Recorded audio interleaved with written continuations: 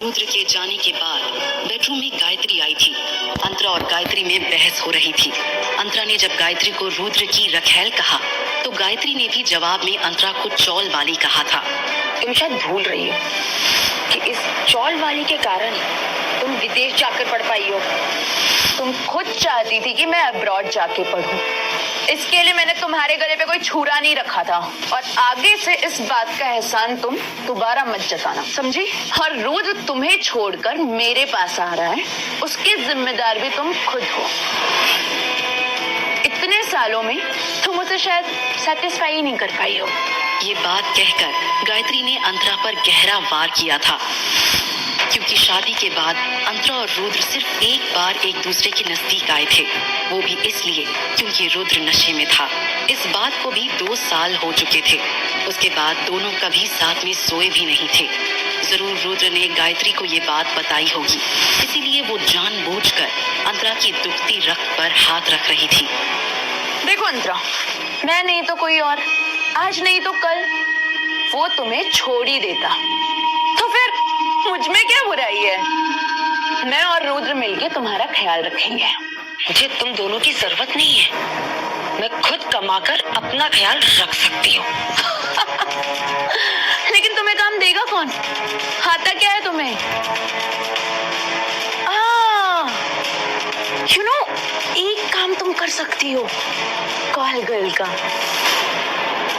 और उसके लिए तो तुम्हें किसी प्रोटेक्शन की जरूरत ही नहीं होगी अब, है ना? गायत्री! रुद्र! रुद्र देखो! अंतरा मुझे मार रही है, रुद्र! उसके चीखने की आवाज सुनकर रुद्र और मधु ऊपर की तरफ दौड़े। तुम्हें मेरे साथ जो भी करना है करो, मेरे बच्चे ने क्या बिगाड़ा है तुम्हें? गायत्री! क्या हुआ तुम्हें? गायत्री की हालत देखकर अंतरा को अब जाकर समझ आया था कि वो जानबूझकर उसे उकसा रही थी और आखिरकार वो गायत्री की जाल में फंस चुकी थी। बहुत दर्द हो रहा है मुझे पेट में, रुद्र! वो अंदर ने मारा मुझे, रुद्र! हमारे बच्चे को तो कुछ नहीं हो जाएगा ना? तेरी इतनी हिम्मत, तूने आहूजा खानदान के होने वाले वारिस को नुकसान पहुंचाने की कोशिश की। ये कहते हुए मधु ने अंतरा को 2 थप्पड़ लगा दिए। रुद्र, बहुत दर्द हो रहा है मुझे। हमें से हॉस्पिटल लेके जाना होगा, मैं बिल्कुल रिस्क नहीं ले सकता। मैं एम्बुलेंस को कॉल करती हूँ। अगर मेरे होने वाले बच्चों को कुछ भी हुआ ना, मैं तुम्हें छोड़ूंगा नहीं। रुद्र, गायत्री को कुछ ही नहीं होगा रुद्र, क्योंकि मैंने उसे हाथ भी नहीं लगाया। लेकिन तुम्हें मेरी बात पर भरोसा कहाँ होगा? भरोसा करने लायक तुमने कुछ छोड़ा है? हाँ?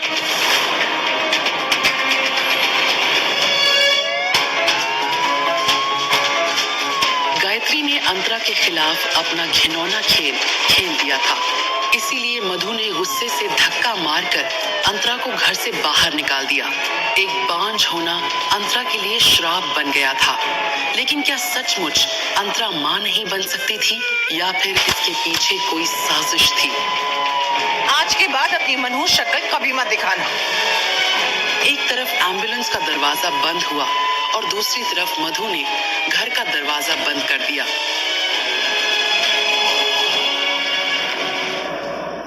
वो धीरे धीरे अपना बिखरा हुआ सामान बटोरने लगी। वैसे तो अंतरा के पास ज्यादा सामान था ही नहीं, थोड़े बहुत कपड़े थे और वो भी पुराने। सिर्फ उसकी माँ की कान की बालियां थी जो उन्होंने मरते वक्त अंतरा के लिए छोड़ी थी।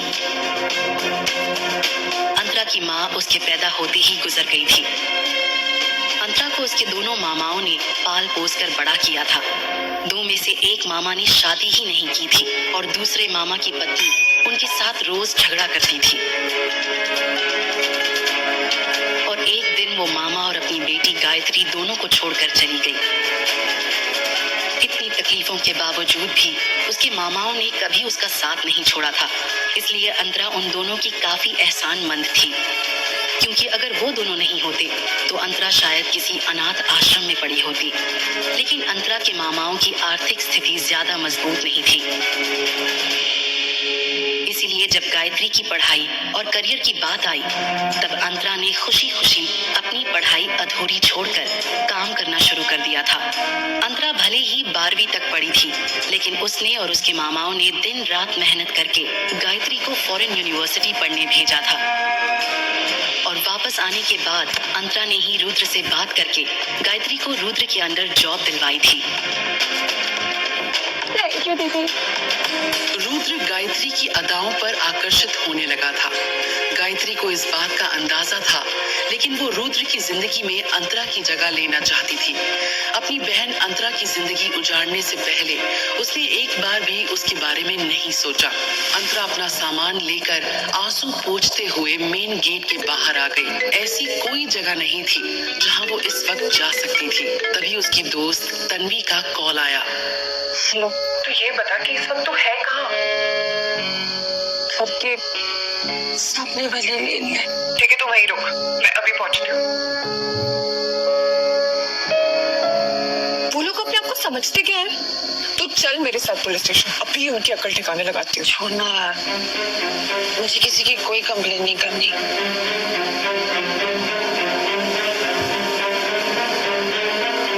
मैंने तुझे कितना समझाया था कि रुद्र तेरे लिए ठीक नहीं है, लेकिन तू है कि मानी नहीं और उससे शादी कर ली। हाँ, शायद इसलिए मेरी ये हालत हुई है। नहीं यार, मेरा वो मतलब नहीं था। मैं जानती हूँ कि तू मेरे लिए गलत नहीं सोच सकती, लेकिन अब मुझे इस बारे में कोई बात नहीं करनी। अच्छा, तू ज्यादा मत सोच, सब ठीक हो जाएगा। और रहने खाने की तो तू चिंता बिल्कुल ही मत कर। तू मेरे साथ मेरे घर पे रही, ठीक है? कितने दिन रहूंगी तेरे घर बता? क्या फर्क पड़ता है, कितने भी दिन हो जाए, जब तेरे रहने का इंतजाम हो जाए तब चली जाना। मुझे पता है कि तू मेरी केयर करती है, और तू जो भी कह रही है ना वो दिल से कह रही है, लेकिन मैं तेरे घर नहीं रुक सकती। और तू टेंशन मत ले, मैं देख लूंगी अपना। अच्छा, वो सब बाद में डिस्कस कर। तूने कुछ खाया? नहीं। तो क्या खाएगी बता? मुझे भूख नहीं है।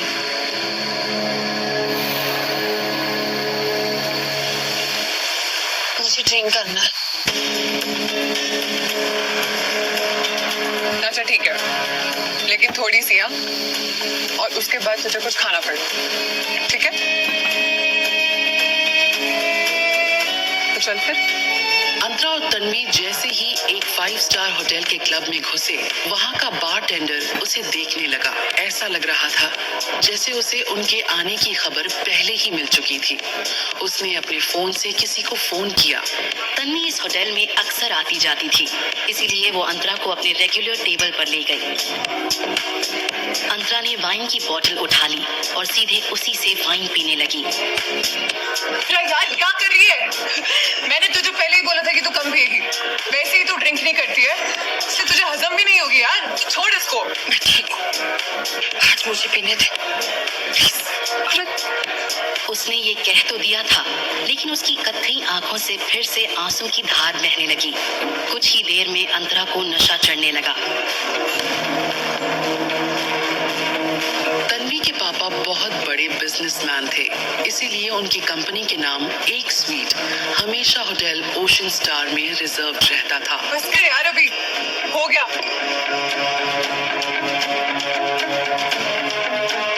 डैनी, इनको रूम नंबर 604 में लेकर जाओ जल्दी। तू संभाल खुद को यार। तू इसके साथ जा कि तुझे ऊपर छोड़ देगा, वहाँ पे मेरा वेट करना, ठीक है? मैं भी एटीएम से कैश निकाल के ला रही हूँ, और तेरे लिए एस्पिरिन भी लाऊंगी। तुझे लगता है हैंगओवर होने वाला है, तू जा आराम से। अंतरा को नशे में बिल्कुल भी होश नहीं था, इसीलिए वेटर के सहारे वो क्लब से बाहर स्वीट रूम की तरफ निकल जाती है। तन्वी भी वहाँ से बाहर निकली। वो बारटेंडर तन्वी को बाहर जाते देख रहा था। अंतरा उस रात पूरी तरह से नशे में डूब चुकी थी। उसके कदम लड़खड़ा रहे थे। उसे कभी धुंधला दिखाई दे रहा था तो कभी थोड़ा साफ। वेटर उसे कमरे में छोड़कर चला जाता है। कमरे में बहुत कम रोशनी थी और अब तक अंतरा को फुल ऑन नशा चढ़ चुका था। अंतरा ने जैसे ही उस अंधेरे कमरे में नजर घुमाई तो अचानक से उसे बेड के किनारे पर रुद्र जैसा कोई बैठा दिखाई दिया। उसे लगा कि वो रुद्र ही है। ये देखकर उसके चेहरे पर मुस्कान आ गई। अंतरा धीरे से उसके करीब बढ़ी और फिर धीरे धीरे बात आगे बढ़ने लगी। मुझे पता था कि तुम जरूर आओगे रुद्र। लेकिन जिसे अंतरा रुद्र समझ रही थी वो दरअसल कोई और आदमी था। तभी अचानक से अंतरा को भी इस बात का एहसास हुआ और उसने तुरंत उस आदमी को खुद से दूर करते हुए पूछा, कौन हो तुम? मेरे कमरे में क्या कर रहे हो? वो अनजान शख्स अंतरा के सामने आया और उसने अंतरा के कानों में कुछ कहा जिसे सुनकर अंतरा बेहोश हो गई। कौन था वो आदमी? कहीं